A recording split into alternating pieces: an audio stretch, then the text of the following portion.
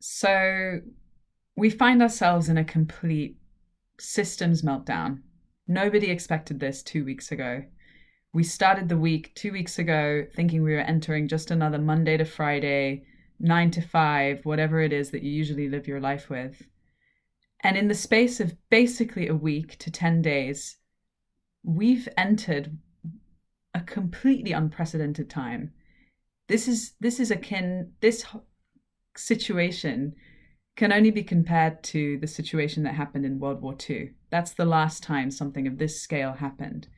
And the difference is that this time, instead of it being a war where we're fighting each other and we're warring and it's based on politics, this is one tiny little piece of DNA. It's a tiny virus, and it's created more change in 2 weeks. Or I mean, maybe we could extend that to a couple months. It's created more change than has happened in the world over 50 years. We've been so trapped in completely bureaucratic systems. There's many of us who have been calling for this change, stopping taking flights, stopping the education system being the way it is, stopping working in ways that don't make sense, stopping importing food from across the world in plastic packaging to get into a supermarket based on fragile supply chains, to now the veg box companies are booming. People are ordering local vegetables. People are using their common sense to decide who to trust, how to build community, how to extend beyond, not knowing anybody in your neighborhood. It's suddenly become obvious how ridiculous that is.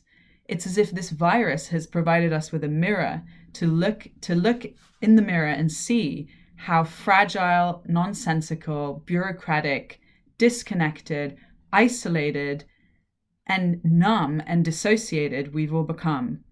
Because, there are people talking a lot about, we're going through an awful time. People are going to be in pain. People are going to die. People have been in pain and dying due to inequality this whole time. It's just that we've not been talking about it. We haven't been mobilizing about it.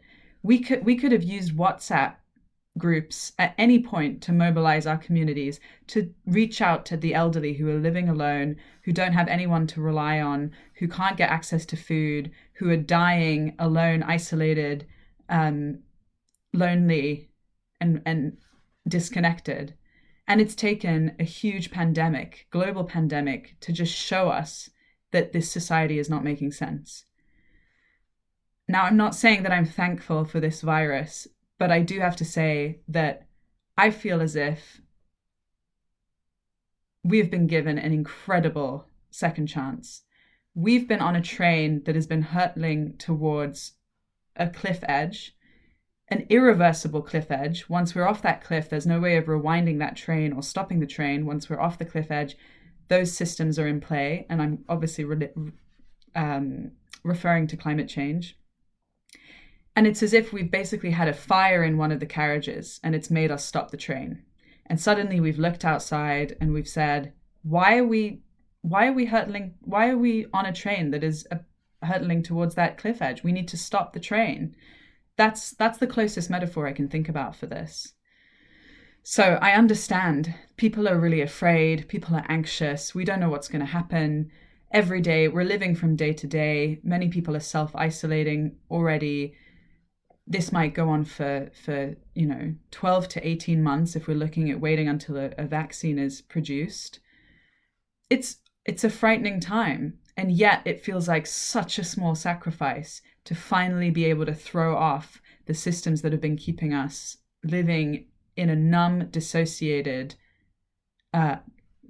hell that's been killing people the whole time.